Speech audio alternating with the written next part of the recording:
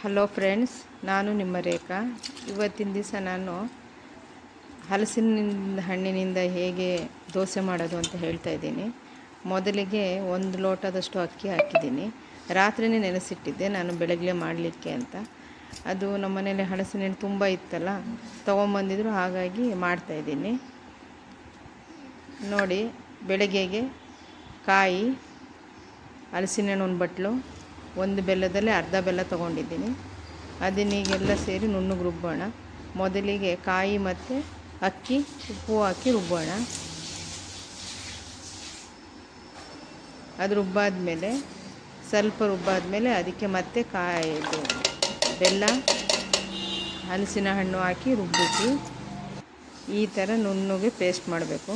ಆದರೆ ತುಂಬ ದಪ್ಪನೂ ಇರಬಾರ್ದು, ತುಂಬ ತೆಳುವೂ ಇರಬಾರ್ದು, ತುಂಬ ನಯಸ್ಸಾಗೂ ಇರಬಾರ್ದು. ಈ ಹದದಲ್ಲಿ ಮಾಡ್ಕೊಳ್ಳಿ. ತಿನ್ನಲಿಕ್ಕೂ ತುಂಬ ಟೇಸ್ಟಿಯಾಗಿರುತ್ತೆ. ನೋಡಿ, ಈ ಹದದಲ್ಲಿ ರುಬ್ಕೋಬೇಕು.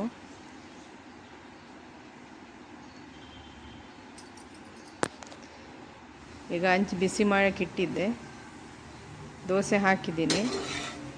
ಎಷ್ಟು ಘಮ ಘಮ ಅಂತ ಇದೆ ಗೊತ್ತಾ, ತುಂಬ ಟೇಸ್ಟಿಯಾಗಿರುತ್ತೆ.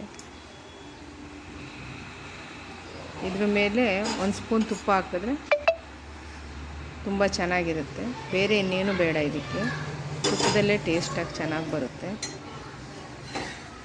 ಮನೇಲಿ ಹಲಸಿನ ಹಣ್ಣು ತಂದು ಮಿಕ್ಕಿದ್ದಾಗ ಈ ಥರ ಮಾಡ್ಕೊಂಡು ತಿನ್ಬೋದು. ಬೇಜಾರು ಅನ್ನಿಸುತ್ತೆ ಹಲಸಿನ ಹಣ್ಣು ತಿನ್ನೋಕ್ಕೆ, ಈ ಥರ ದೋಸೆ ಮಾಡ್ಕೊಂಡು ತಿನ್ಬೋದು. ತುಂಬ ಟೇಸ್ಟಿಯಾಗಿರುತ್ತೆ. ಸಂಜೆ ಸ್ನ್ಯಾಕ್ಸಿಗೂ ಚೆನ್ನಾಗಿರುತ್ತೆ, ಎಲ್ಲಕ್ಕೂ ಚೆನ್ನಾಗಿರುತ್ತೆ. ಆಮೇಲೆ ಹಲಸಿನ ಹಣ್ಣು ಹಾಳಾಯಿತು ಎಸ್ಡಿ ಅನ್ನೋದು ಇರೋದಿಲ್ಲ. ತುಂಬ ಟೇಸ್ಟಿಯಾಗಿರುತ್ತೆ. ಇನ್ನೊಂದು ವೀಡಿಯೋದಲ್ಲಿ ಬರ್ತೀನಿ. ನಿಮ್ಮ ರೇಖಾ. ನಿಮಗೆ ಈ ಕಾರ್ಯಕ್ರಮ, ಈ ಅಡುಗೆ ಇಷ್ಟ ಆಗಿದ್ದರೆ ಲೈಕ್ ಮಾಡಿ, ಸಬ್ಸ್ಕ್ರೈಬ್ ಮಾಡಿ, ಕಮೆಂಟ್ ಮಾಡಿ ಮತ್ತು ಶೇರ್ ಮಾಡಿ. ಟಾಟಾ, ಬಾಯ್ ಬಾಯ್. ನೋಡಿ ಯಾವ ಥರ ಆಯಿತು.